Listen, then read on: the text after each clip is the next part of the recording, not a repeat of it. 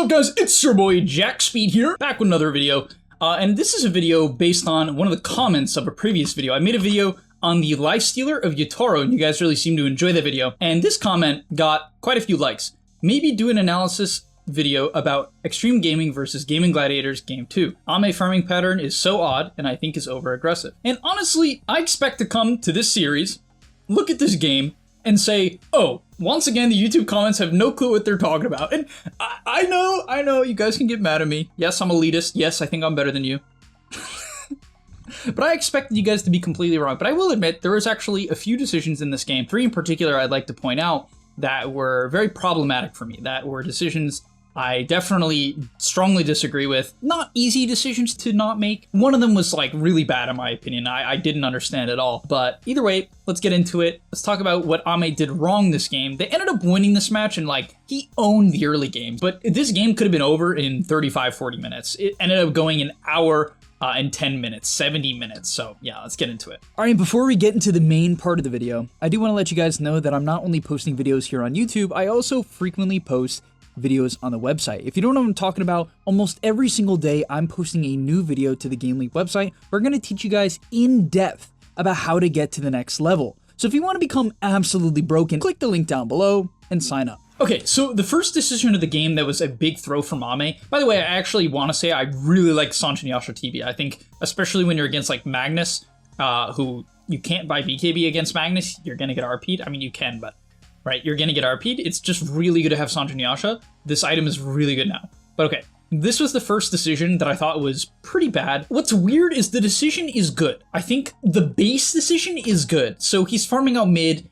His team catches Magnus bottom, right? So you'll see they catch the Magnus. And this is important because anytime your team goes for a kill on the opposite side of the map of you have to respect that decision and let up on the other side of the map. You have to be a little more careful. It's a natural idea. It's a simple idea, right? But he doesn't exactly do that. And I sort of respect it because he's very tanky. He's very hard to kill. Magnus is dead. And Magnus, I would argue, is the main threat to him at this point in the game, right? So you can take a little bit of risk. And that's what he's doing here. He's taking a bit of risk, right? He's invading the enemy triangle. Why? Well, it's a 20-minute mark. So if he's to farm these camps, it's going to take away the best PA camps that she could farm for the next 40 seconds, right? So this is like it's a power play. It's a I'm stronger than you, your team is dead, I can't die play. And I actually think it's fine, right? He sees the Mirana, he knows Void Spirit is just TPing, he sees the PA now, okay, fine, right? It doesn't end up doing much, no. He ends up farming like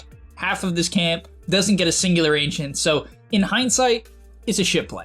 It frankly did nothing. I mean, you know they're gonna be here anyway, it's not like it's really providing vision. In hindsight, it's just a bad play. Right? And what's really bad, I mean, he stays for so long. And at this point, you have to say, what exactly are you trying to accomplish? You know they're here, right? It's not like you're enabling Sniper. You can make the argument, oh, he's giving vision so Sniper can farm. Sniper's here, man. You know the only 3 heroes alive are literally here. So at this point, you're not farming anything. You're not really invading anything. Your team is not close. You don't have a Legion to set up a kill. You have to ask yourself the question, what in the world is he doing here? Frankly, there's no good answer. It's doing nothing. And then he gets hit by some arrow, which frankly didn't have to hit him. He could have used the illusion to block it. He could have just dodged it if he was paying more attention. It's the only thing that can kill him, which is getting arrowed here. So it's a big choke. I really wanted to say like, I could see why he did this and see why he did that, but it was just, this is just a choke. It's definitely just a choke. Okay, the next decision that was pretty bad from Extreme Gaming as a whole. So I actually want to start with a little bit of praise. So the praise I want to give is this decision to take mid-racks. So they still have their tier 3, but it's half health, so you can take the tower quick. They smoked, they didn't catch anyone. So their read here is that Gaimin smoked to top. That's what they're trying to predict, that Gaimin went top.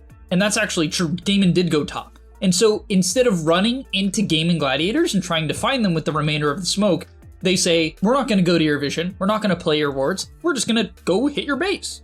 You probably don't have vision around your base. You probably don't want to mass TP. That would feel terrible. It's going to destroy your map control.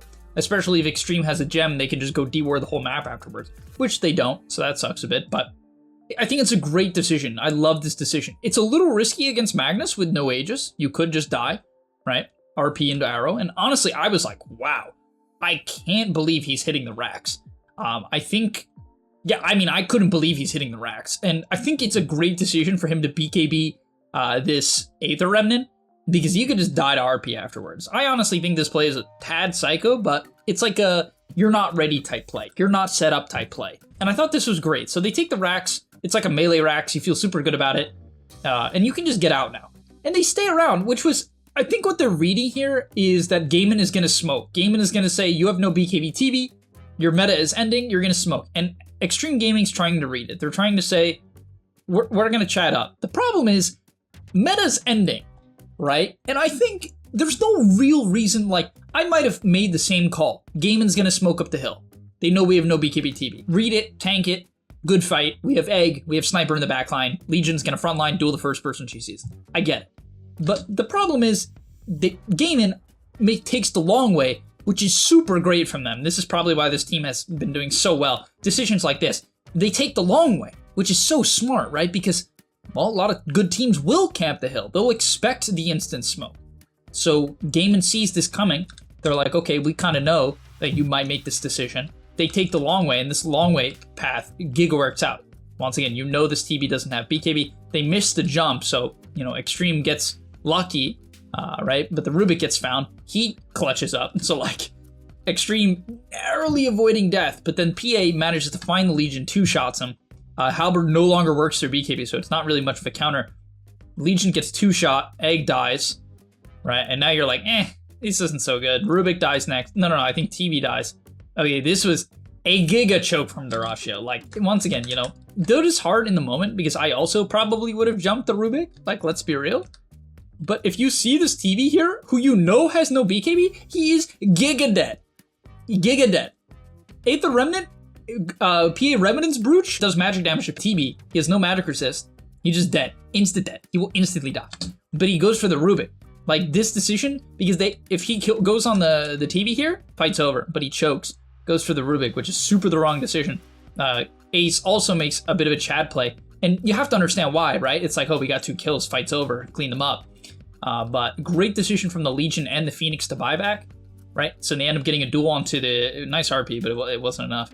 They end up getting a duel, and the TV ends up 1v9ing the backline. So they could have just taken the TV kill, complete map control, feeling good. But, I mean, at least you get triple buyback, right? You get triple buyback. But this ends up being good for Extreme because they can go for Megas. However, this is where the final decision that really goes wrong here, which is AME goes high ground, right? So he's going to run up the hill, and they're hitting. They're like, okay, PA dead 40. We got meta. Let's go. Makes sense. You know, nothing out of the ordinary here. Very, very standard. You can try to BKB. I think you know there's no RP too. Yeah, so there's no RP.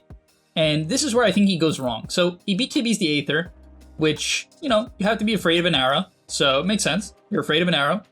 Tofu did throw the arrow, so potentially would have killed him. To be fair, you can block with an illusion on this hero. So maybe he doesn't have to BKB because you know there's no RP and you can block the arrow. So once again, Dota is just a hard game, and like maybe 5 years from now when people just continue to perfect Dota, he wouldn't BKB there, but like it's tough. So he clicks BKB and he's like, okay, this is Megas. I'm going to use the remainder of the BKB.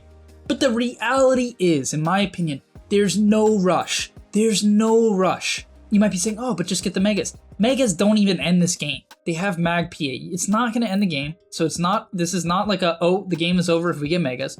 And also, you're taking a huge risk. Your BKB is half over by the time you go for a melee Rax. You have to know you're not killing a melee Rax with half a PK. That's just not going to work, and he dies, right? He makes this decision. BKB ends. Good lift from the Rubik to try to save him. But at the end of the day, it wasn't enough. PA, with the Revenant's Brooch, 1 crit, kills him. The Aether Remnant unfortunately clips the Legion, which is a little unlucky from the Legion.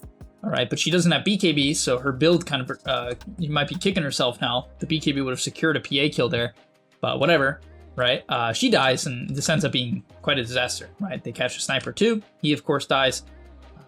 The Legion die back, and not only do they lose their lead, they lose all of their map control. PA completes an Ags, and it's like, shit. If we just disengaged and reset, we're 2 racks up. They won't really be able to leave their base. We have a Legion commander. They're going to be scared shitless of this Legion. The game is going to feel really, really good. But instead, now it flips on its head. They get Roche control. It's like, ugh, God, now we got to play the game. We're only 2k ahead. And they have Mag PA, one of the strongest late game strategies in all of Dota. RP plus PA kills generally everyone.